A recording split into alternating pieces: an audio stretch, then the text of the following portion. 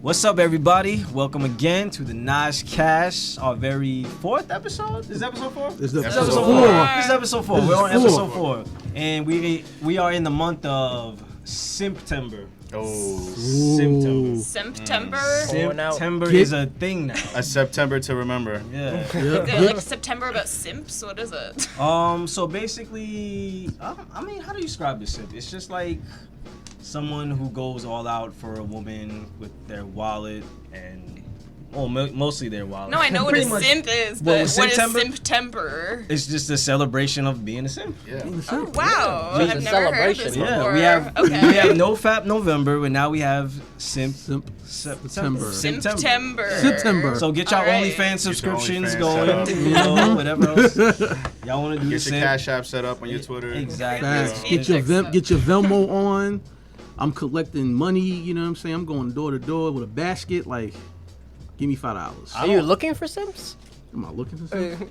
Because you're collecting the money. I feel like the simps are the ones giving the money. I'm giving the money. I got. There's a couple of cosplayers and models that I can name right now that I don't mind being a simp for. So I see you on Twitter. Exactly. I have no shame in my game. No shame, Simptember. I put it all on the surface so everyone knows exactly what they're getting into whenever you follow me on any piece of social media. So. That's good. It's honest. You gotta be up front, be like, yo, I'm a creep, man. Like, straight up. It's not even being creep. It's just for real. I'm a creep. Shit. Sometimes you just go send them photos to somebody else. Send them to me. Exactly. Sometimes you just gotta simp and. Women are beautiful. They are. And like Nico Lo said, there's no problem with them being worshipped. She said simping is king shit. Her words, not mine. That's your girl. I love her. I loved her since the Bernie video she put out. and then we let Bernie down. Oof. Yeah.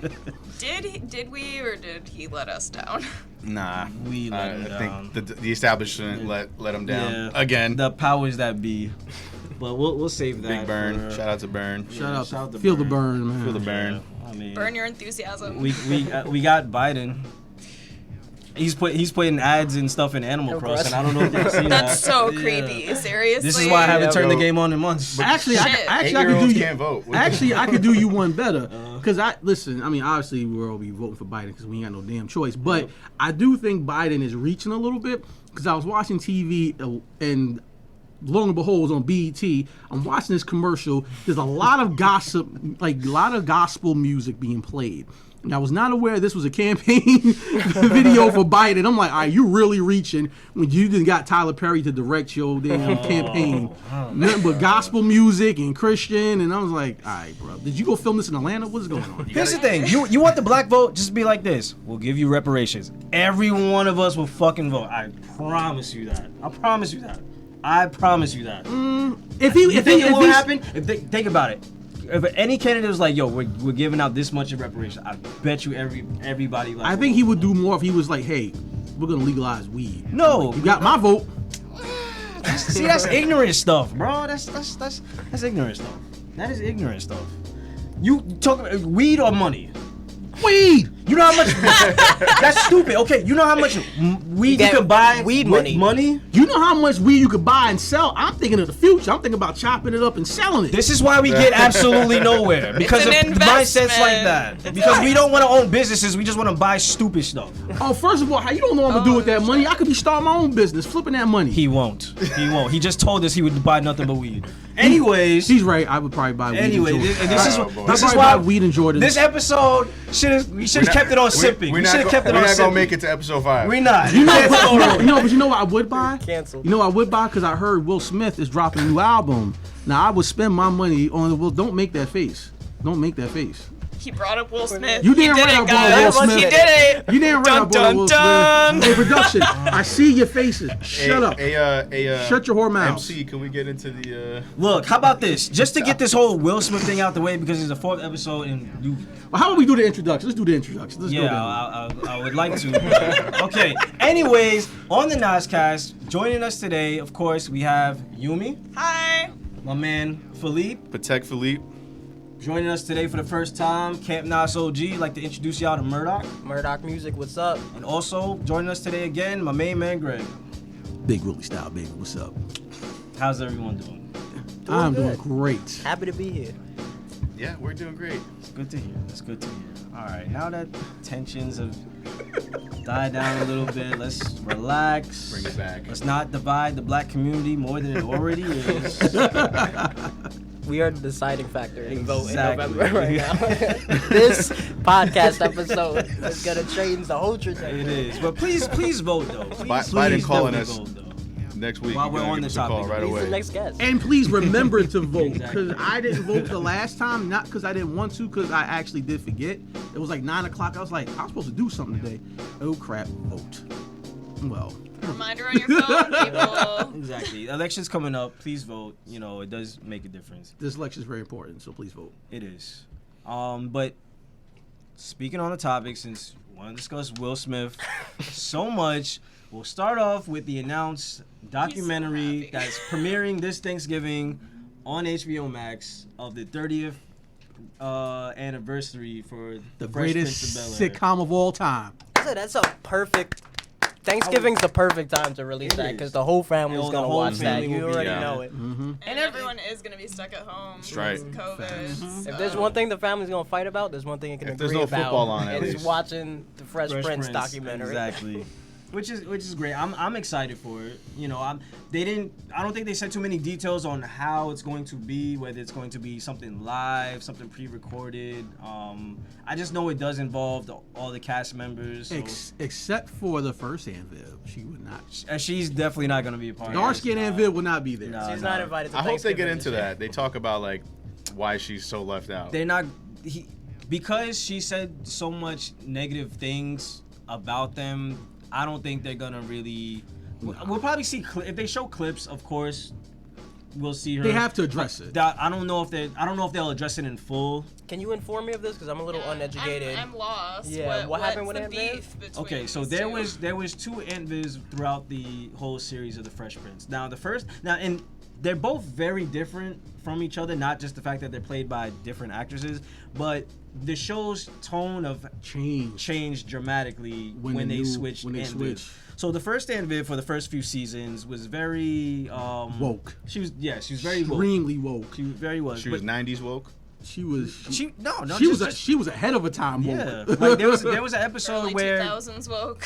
Nah, like I said, before being woke was associated with like kind of how it is now. Like this is what she had the mindset of who you wanted to be. She was very proud of who she was. She wanted the best for her people, and she wanted to really push the education of being black in America, to her family.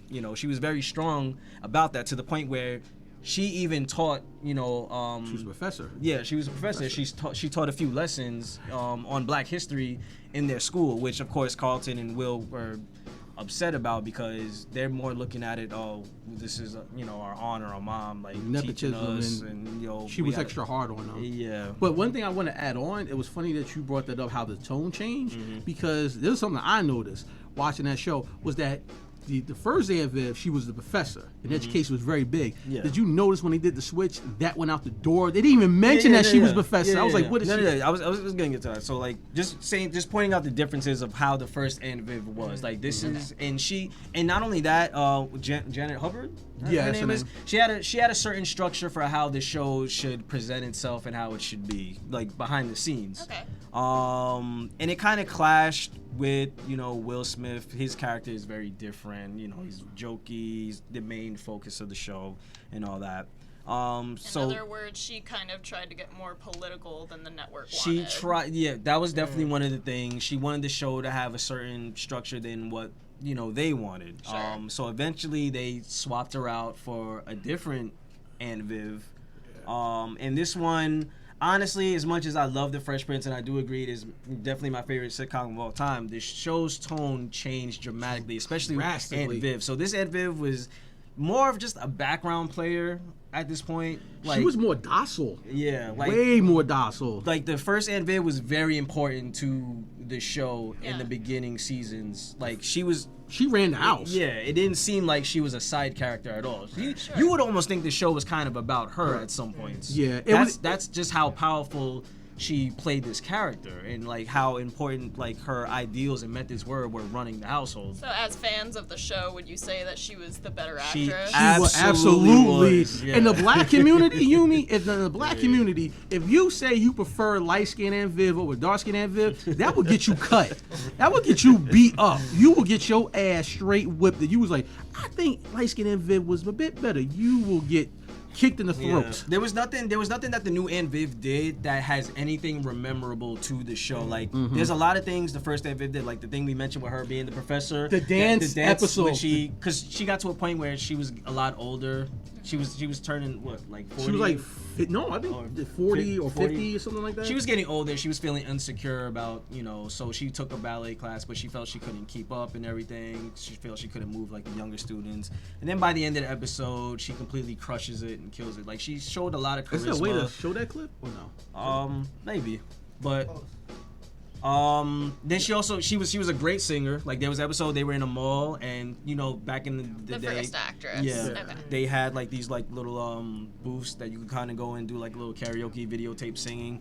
And she got to the point where she got the entire mall watching her. That was the Halloween episode, first season. So she had a lot of charisma. Like there was a lot of things to this first Aunt Viv that they completely dropped and didn't really acknowledge when they switched over. Like I said, she just became more of a background player. I think that was because the what was that?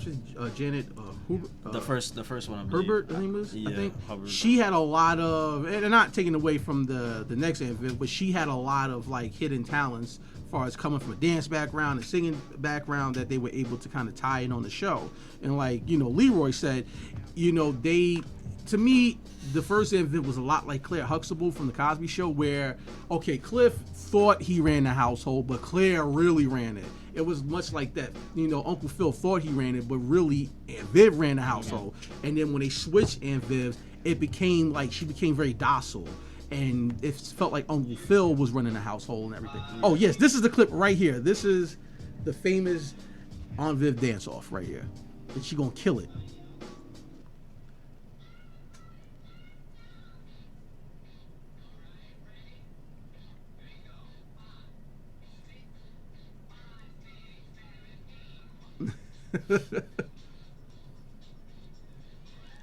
Damn.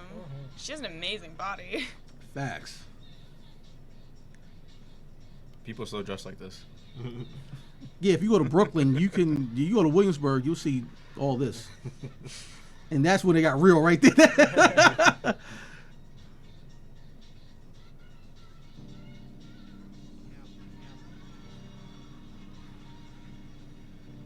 That's pretty dope. Nice. Dope. So she has beef then? You were saying? Yeah. She's been very. Who's got She's been beef? very vocal. She's What's been very, very vocal about it. Did she get fired? Yes. Yeah, essentially, Yeah. she got Okay. fired She for got it. fired, yep. She didn't like the way Will Smith did things, because Will was very much like his character. He was very fun. He liked having parties. She wasn't down for that. I guess she had an issue with it, and she didn't like the fact that the other cast members was with it. And she felt that the other cast members were kissing his ass, which they weren't, because you can see to this day that the cast they're like family. They still hang out together. Yeah. But like I said, I'm excited for the reunion. It should be interesting. Regardless. It's you said it was Thanksgiving. It was coming. Yeah, out? they said that it's gonna premiere Thanksgiving on HBO Max, where you can watch all seasons of Fresh Prince. Not trying to plug it, but if you, I am watching. Hey, yo, Watch it with me. Hey, yo, I'll Will, watch hey, yo, me. Will Smith, send us some money, man. Exactly. Come on, it hurts. But I'm excited for it. We'll see what happens. But speaking on the news of like other stuff premiering on another streaming service, they announced at least I'm excited for it. I don't know how much y'all are. I'm excited for the Resident Evil Netflix series. They announced. I'm looking forward to I'm that. looking forward to it. Hopefully they'll do it right this time. Yeah, because the movies got kind of like how we were talking about the Fast and Furious, where they just got way off board. That's how the Resident Evil movies eventually got, where it's just randomness thrown in, and them just going so overboard with everything, throwing in characters that you know from the games, but not really having any kind of plot significance. I hope they bring like some real suspense into it. What do you think about the fact that it's like the main characters are Wesker's children? Because that's it's just like interesting, a new angle. yeah, because it's not something we're used to, because we don't the Wesker children never been a thing in the games. We just know Albert Wesker is usually the main villain in the series normally. I'm excited to see what angle they go with, because they said it's gonna be kind of going back and forth between two timelines with them as kids and them as adults, while this whole zombie outbreak is going on. Well, my thing is that they keep the tone, because the movies did not have the tone. I mean, we remember the tone when we played the first Resident Evil. We remember when we were kids how scared we were playing that game. I felt the first movie had that tone. It did. The first movie had the typical zombie movie suspense to it. I think as a zombie movie, it was a good zombie movie. I will admit What that. movie did you watch? I watched Resident Evil. That was not the movie I saw. Well, As they went along, you know, like there's like six movies that they made or something. think so. Like I that. think it was like Yeah, like it could be 10 as we it know. goes on, it gets more and more zany by the minute. Like the plot just gets more and more Exactly. ridiculous. Well, That's are they why gonna go for the tone for like the earlier games, or like 4, or I'm like assuming 6, like because more action? I think they said they want to do the mansion this time. Okay. So I think with that is gonna set that tone of it being very suspenseful. That's what I want to see. Exactly. I want to see a suspenseful, I mean, tense Resident Evil. Yeah, Like, and in the Resident Evil universe, they have so much they could pull from. You know what I mean? Because every game had its own tone in a weird way. Like that, and that's eventually what they started doing. Like with the second movie is more based off 2 and 3, where 2 had the same tone of the first one, but 3 was more action packed with Nemesis and everything. Right. So they kind of started going that route, and then because it's a big bunch of Hollywood movies, they're gonna keep with the action, you know, Can more I, than. can I ask this question to the guys anybody on this panel that played Resident Evil 3? How many of you guys, when Nemesis first popped up at you, did you actually stood and fight him? Because I did the dumb mistake and did that, and he beat the living snot out of me. Yeah, I think we almost did it. I knew the concept of saving ammo and resources from the first 2 games, so I said no. I was really the fact because it's one of the only games where when a boss fight happens, you get a choice. Like I can't think of any other game before that where it gave you a choice To run away. to really fight the boss, unless you're playing like an RPG. But then again, like Resident Evil's not an RPG, so if you choose to skip fights in RPG, that's fine, but you just don't level up. So by the time you get to the strongest boss, what can you really do? Whereas Resident Evil is not that, so it's more survival. So you're just picking the best outcome for whatever, based on the resources that you have, not trying to level up. So I love that dynamic that they put in there, and always thought that was something interesting to it. That's why 3 is like probably probably the my best. favorite I think it was one, to me it was the best one. I hope But they, then 4 came out, and I said no. This is. I hope they bring like a lot of different like creatures and stuff to this one. Yeah, if they That's one focus of the if they coolest things that they focus on always the do with Resident Evil mansion, games. Yeah. if they focus on the mansion, I'm assuming that the main monster would be the tyrant besides the that would be great. zombies. Yeah. If they focus on, like I said, with the first game, you had like the giant snake, you had the tyrant. The liquor. Liquor came in the second game. Liquor came in the second? Yeah, it was the second game. Yeah, trust me, I know these things because I've replayed it 500 times. You know. But I'm excited for it. I love Netflix series have been great. I'm excited for it. Is there a release date window? They haven't said, I believe. It's So. probably Just teasing us. Well, they just confirmed like, hey, this is what it's about. This is where it's going. So we'll see what happens with it.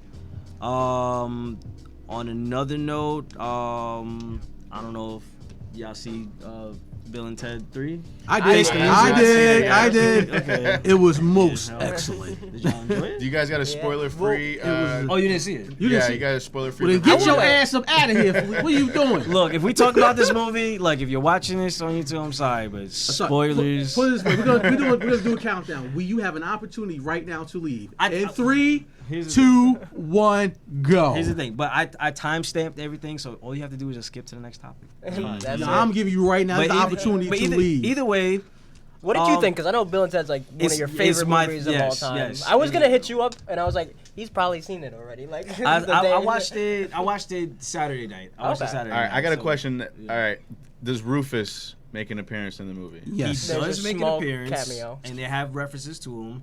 So they have, and it was done tastefully too. Yes, yeah, it it wasn't was. like cheap. So you know what? It's kind of funny because I think it was also a little meta. Like you know how some movies when they do things like this, they'll have like a CGI version or a holographic version. Yeah. So they have him as a hologram in the movie, but it's more so that it's like they go to the point where they go to the future, but it's kind of like a museum.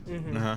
So they have the original phone booth, and so it's like if you're a tourist walking by, you visit, and then out steps the hologram from the phone booth is Rufus. So he's explaining, like, Right. he says it, and he's like, this is the original phone booth. I traveled in 1989, because Bill and Ted is like worship in the Right, future, right, so right. Of course they have a whole monument and museum for them. Well, let's talk about that aspect of the film. That was one of the things I liked about the movie, where in the first two Bill and Ted, they're like worshiping the future. It's like, party on, be excellent to each other. And they, in their minds, they're thinking like, oh, they love us in the future. Then they go to the future and they're like, oh no, they hate us. Yeah. We screwed up big time. It's mainly because the fact So that that's like the conflict, I guess. Yeah, They need to literally- write. They're mad at them because they didn't write the song that saves Saves the reality, reality, and they're like, that it's unites been the 30 world. years since the last movie, and they're like, you still haven't written it. You gotta write it, and they're like, we've been trying, like. Well, one of the things that I love about the whole Bill and Ted series is that as the characters Bill and Ted, they're not, because a lot of people think there's a misconception that people think that they're stoners. They're not stoners. They're just dumb. But they're dumb. They're dumb as rocks, but they're likable. They got a heart of gold. They're likable. like there's Very always likable. like throughout movies, TV, cartoons, there's always like the two, and one's dual- and one's slightly dumber than the like other. you have Jay and Silent Bob, you have Beavis and Butthead, Where's my car? Guys. you have those two. Wait, don't bring that in there. What's wrong with you? All right, fine. I mean, I guess I'll take that Negan back and bash your skull I in thought with we were that talking nonsense. about duos, so I just mean, threw that out there. Good duos, Philippe. What is Okay. your problem? I I was got gonna say- offended. Oh, like the white am guy and Will offended. Smith in Wild Wild West? I was going Oh, to see, say he brought up Will Smith. I didn't. He did it. You brought it up real quick, but something that this movie really reminded me of was the Jay and Silent Bob reboot. It gave me similar vibes of like the whole cast getting back together and revisiting something, and it was just like it had like good vibes and was just like very optimist, and like I just had a smile on my face watching it the whole time. What I liked about it is that like usually with the trend of these sequels, like they make it as a sequel but also do a soft reboot. Like that's how Terminator Dark Fate was. It was really it was a sequel, but let's be honest, it was just a reboot of Terminator 2. Yep. And I think I mentioned this on the last episode, and that's the commentary they were making in Jay and Silent Bob reboot. Taking something you're familiar with to make it new and fresh again by adding some, new diverse cast to it. That's what they did with Terminator Dark Fate. They took, instead of taking John Connor as a, young white kid, let's make him a young Mexican woman. We gotta be woke this time, so man. They didn't do that. They didn't do that with Bill and Ted. Bill and Ted really feels like an absolute continuation of the series. The first two movies. Like I said, they're trying to. The whole premise is that they write this song that saves the world. It solves all the world's issues: poverty, war, hunger, everything. But they haven't wrote the movie yet. So now it gets to the point where now the stakes are higher, because in the first movie it's just that they have to pass this exam so that they can stay together to even become a band in the future. The second movie, they end up dying, so they have to get their way back so that they can still live to make the song. Where this song, this movie is at the point now space and time is going to collapse on itself, and everything in all existence is going to be over if they don't write this song. So I love how they push the stakes higher in this one. Space and time was collapsing. Yeah, it was like throughout the film. You have like different historical figures showing up at different points in time in history. There's like a countdown timer. But there was like a thing I liked about it was from the first two, like you just mentioned it, there was a consistent storyline to it and then it had an end game. Like when the way it ended, it just ended. Yeah. Like I was just like, oh, okay, all right, cool. But the way they ended it, I personally feel that they should not do another one. No. Somebody told me this is a clear cap on the series. Somebody told me that this feels like a victory lap. Do you guys think that that's what it feels like? Because they took the things from the first two. They did the time travel and they did the stuff with heaven and hell with death, and they brought it back together. and like push it to Exactly. a new It level. was almost like a mesh of the first two movies all in one. Because even like A little even- bit more the second one. Yeah, but like you more have mesh. even like Bill and Ted. Like, it gets to the point where they're on a separate adventure. They eventually want to go into the future because they're trying to just go to the future selves and just get the song from them. But they get sidetracked because they realize their marriage is in jeopardy and their wives end up leaving them. So it becomes. That's their main focus. They don't even really care about writing wanna the save their song marriage. anymore. They want to save their marriage because that's what's lovable about them. They've just always been genuinely good dudes. Like going back to how duos were, where say like you have Beavis and Butthead, Harry and Lloyd from Dumb and Dumber, Jay and Silent Bob, where those are duos who Charlotte Marlin. Sean and Marlon, like they ruined other people's lives. Like that's the thing about them. Whereas Bill and Ted, like they're complete opposite. They like, genuinely love their wives. And they love their family. They're nice to everyone. Whereas like everyone else, like they're terrible people to everyone around them. Yeah. Where Bill and Ted are just generally nice people to everyone. Even to death, they're like mad respectful. Yeah. To, Yeah. you Can know. I say who was a surprise standout for me? I loved the robot, the robot? Terminator. Dennis. Dennis Yes. is funny. I thought that was was And I love funny. the dynamic that Dennis and Death had. Just Yeah. gets his like Yeah. consciousness starts happening Yeah. throughout the movie. That had me Because they cracking originally up. played it like he was like gonna be this big bad robot villain. Yeah, and then they turned him into like, oh, he actually has a personality. Yeah, he's like Yeah. mad insecure. Are there any cameos in this movie? Like Yeah. You have so you have any Chris, notable cameos? I mean, yeah. Like, Celebrity cameos. Yeah. Kid Cudi. Kid Cudi's in it. Kid Cudi's in Kid here, Cudi. yeah. Because they get to a point like with it. So what I was going to mention before, like it almost becomes two movies in one because the daughters have their mission journey. that they're trying to do, and while their father's trying to do this, their own thing. So the daughters kind of end up doing what they did in the first movie by going throughout time and pulling historical figures, and bringing them to the past. But it doesn't to pass an exam or a test or anything. They're trying to take some of the biggest famous musicians throughout history to make the best song in the Right, world. yeah. Not to cut you Which off. I thought was a Since we brilliant talk idea. about that part of the movie, let's talk about the actor that played Louis Armstrong and the constipated faces he kept making the whole time. Film, he's like, oh yeah, To be fair, Louis was quite expressive when he was in the middle of playing. You know? not when he's playing, not when he's having a conversation. Yeah, they- Let they got me to the ask point where you a like quick- normally talking, he's he's like, just imagine you at the bar, and I'm some guy. sorry, I haven't seen the movie. No, imagine. we're saying you're no, right. you're right. But just right. imagine walking up, walking up to you at a bar, and he's like, "Hey, yo, you want a drink?" I feel like, are you okay, sir? Is there Exactly. someone I can help you call? Like He was the entire film. I was like, "Is he having this?" Yeah. He was the kid who played And in Luke Cage He that was selling all the merch. merchandise. Really? Yeah. Yeah. But I will say, I really loved the daughters. I don't know the actress name Bridget that played Lundy Ted- Payne and Samara Samara Weaving. Weaving, Yeah. who played Ted's what's the name that played Ted's daughter? Bridget Lundy Payne. I don't know. Kudos to her for She method studied- acting. she studied Keanu watched the Reeves. movie. She must. Did she stay at it? Like did she follow him? And she had the mannerisms like, it down was- and everything. He was just doing a Like, Ted everything, impersonation. like, the yeah. whole she his love child. Yeah. She I loved like she had the haircut also that he had in, Yeah. in the first movie. And Samara Weaving did a good job playing Ted's daughter too. She did. And like I said, she looked way younger. Like she looked 16. And I think it was the clothes because they put her in like really baggy clothes. Yeah. Like I said, when I first seen the trailer, I didn't recognize it was her at all. Like I didn't know it was her until I remember seeing her in Ready or Not. Ready or Yeah, Not. she was very good at So, that. do you guys did they set it up for a sequel? No, this this is the is last like one. a, This is a the- perfect trilogy, like Back to the Future. Like just, This was the you finale. know, leave it. Gotcha. as Leave it it as is. it is. I don't want them to do another No, one. they don't need Like, to. Like, let's it not wrapped screw up this everything. trilogy up. Everything that they were trying to do since the first movie is complete. They accomplished that goal. They saved their marriage. They wrote the song that saved the world. There's nothing else for them to I do. like that. It's kind of rare that you have like a story that wraps up. I feel like everyone's so concerned with like trying to make a sequel to make more money. Yeah. You It's like- never I really think get that- like All a about a good buck. end Yeah. cap. I think they had a hard 100%. enough time making this movie in the first place. It took 10 years. This Like, was Yeah. announced like back in 2011, 2010. 2010. And they were just something. like, we gotta Yeah, put a yeah. cap on it. Yeah. But it was like I said, it was a beautiful end to the story. I think. Can't wait to watch it.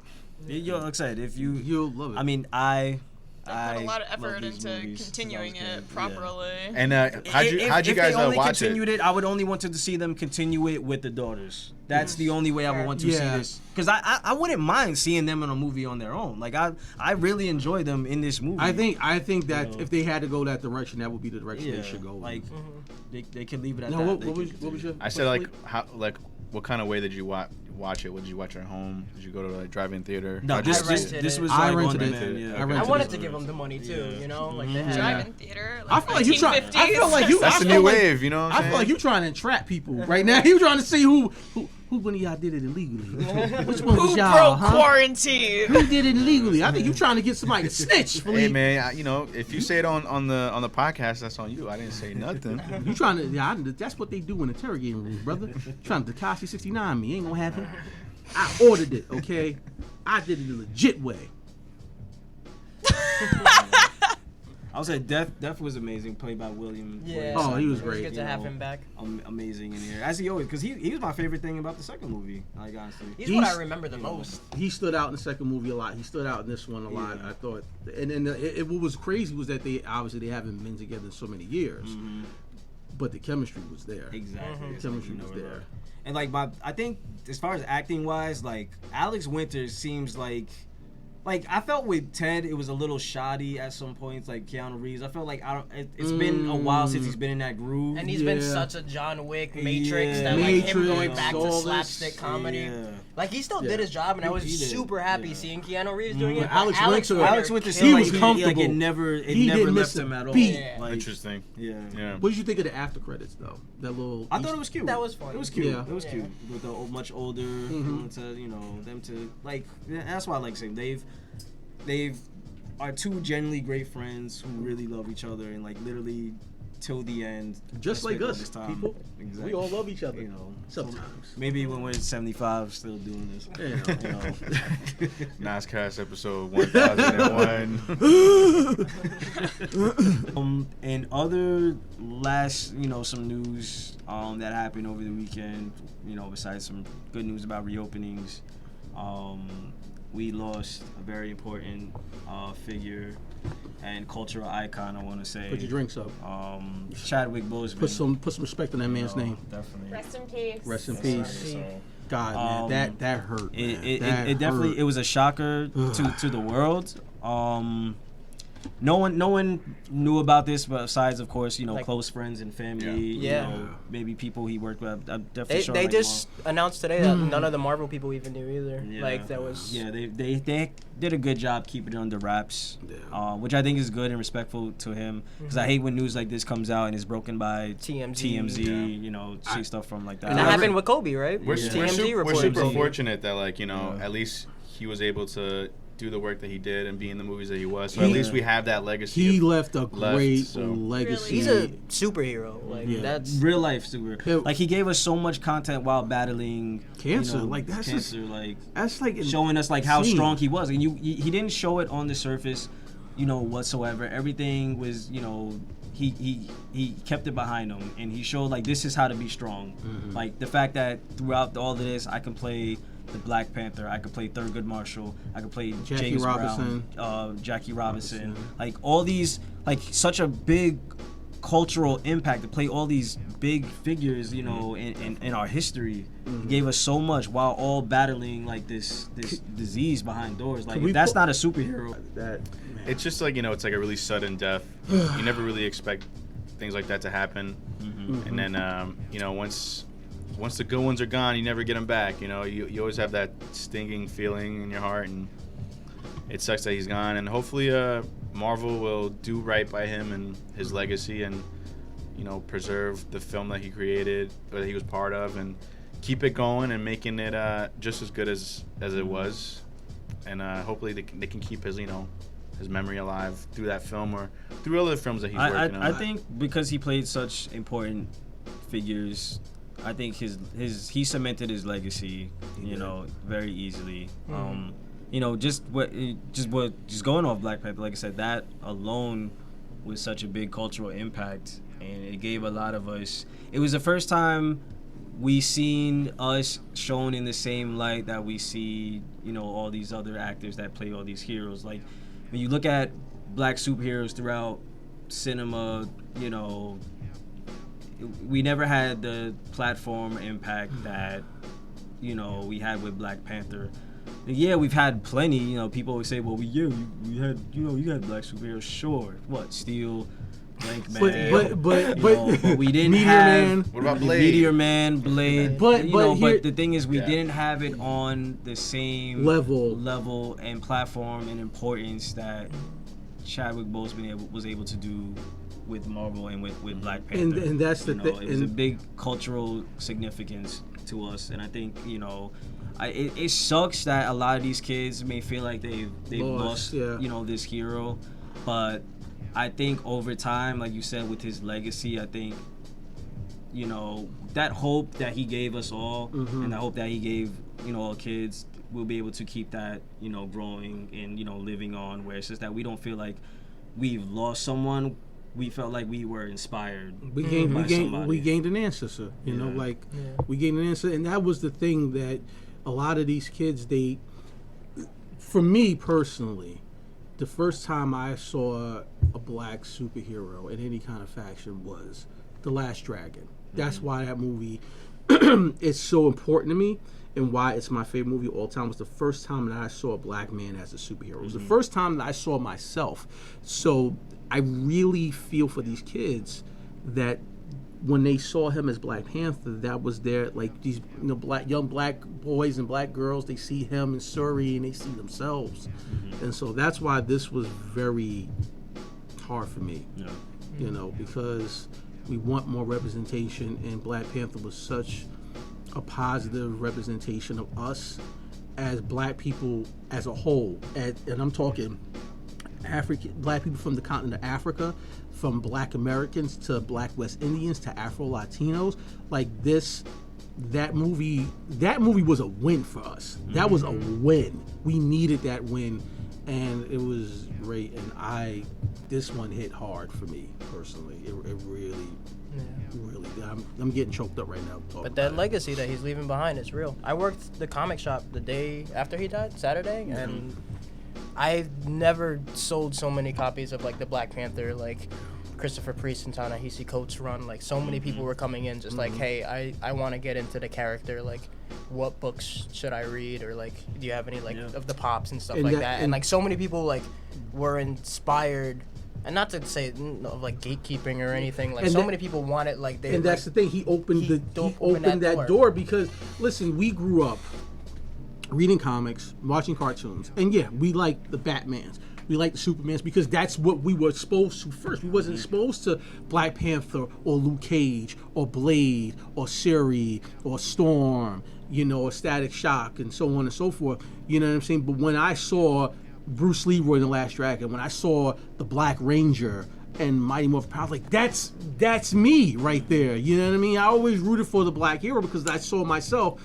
And then when Black Panther came out, and the thing that Black Panther did for me was, like, this new generation of black and brown children to see themselves, and not just even with T'Challa, but also with Shuri. You know, with young black girls that need that representation. So this was a very hard one for me. It really was. Yeah. Rest in peace. R.I.P. Definitely, you know, everyone here at Camp Nos, we send our deepest condolences out to, you know, the family of Chadwick Boseman. You know, like I said, he meant a lot to us. You know, obviously we talk comic book movies all the time, but like I said, I think he meant a lot to everyone in general. You know, he played so many significant people, you know, in our history. You know, Jackie Robinson, James Brown, Thurgood Marshall. Like I said, his legacy, rounding them up, yo. Like, and it also what could have been. His legacy is definitely cemented. What could have been culturally, and, you know, I think he impacted everyone. You know, just worldwide. He became a legend. He became an icon. Yeah. He played icons. He played legends, and now he is a legend. Rest in power to you, brother. Definitely. Sweet. Yeah. All right.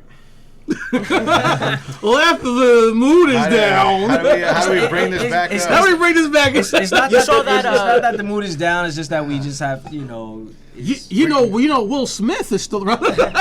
Somebody's giving us Not again. We're getting the wrap it up Okay. command. What were you about to say though? Oh, I was saying you saw that the Marvel they announced that they're postponing the announcement for Black Panther DLC for the Avengers game. Oh no, I haven't. That's the thing. I've seen very minimal. I mean, I've only seen like one thing from Marvel so far, and then Ryan. I feel like they're gonna give I've him out seen for his free. his statement. I see free Black Panther coming to Free Black that Panther game. DLC. That's Yeah. part of our reparations, Philippe. God damn it. But like I said, That got me way more excited for that game. I'm positive Marvel will do a Yeah, lot they of know. things in tribute. I know we was discussing before how they're gonna move forward with the Black Panther movies. Like I said, with them opening up the multiverse, The multi-universe, yeah. There's a lot of opportunities, like where. Like I said, my personal pick would to be have Killmonger. Yes, back Killmonger. and him take up the mantle as Black Panther. I know there's also the possibility of Shuri. I have no doubt that she will have a suit or be the Black Panther. She at was some Black point. Panther in the comics. I just don't know if she's able to carry the movie on her own just yet. I think That's she just my can. thing. I think she can. But I personally just rather see Killmonger only because I'm a huge fan of Killmonger. I left that movie like, you know what? He was right. He was right. I would have enlisted in his army if I was in Wakanda. I'd be like, sign me up. Sign me up. You are correct. We'll see. We'll see what they do. Cause like I know recasting the character is not gonna be a thing. They're not gonna recast. So we'll see. We'll see as far as movie wise they go. With the direction, like I said, I I trust in Ryan Coogler. Yeah, same thing. And I think, like I said, with the multi, verse opening up, it gives them the opportunity to, like I said, my theory or idea was in one universe, Killmonger is still the Black Panther, or was the Black Panther like T'Challa never was, and him coming into this main cinematic universe to continue being the Black Panther. Or let me throw this out there. Or we don't go that route. We just keep the same Killmonger in this universe. He had the, Black Panther T'Challa slid him the heart-shaped herb. He healed himself. And this could be a story of redemption for Killmonger. It could be, but because he's dead, I don't think. He's not dead, Christian. We don't know that. He's dead. We don't know They that. literally said he's dead. We don't know that. Don't trust. You can't trust what you read, Christian. You know that. Leroy, come on. Camp.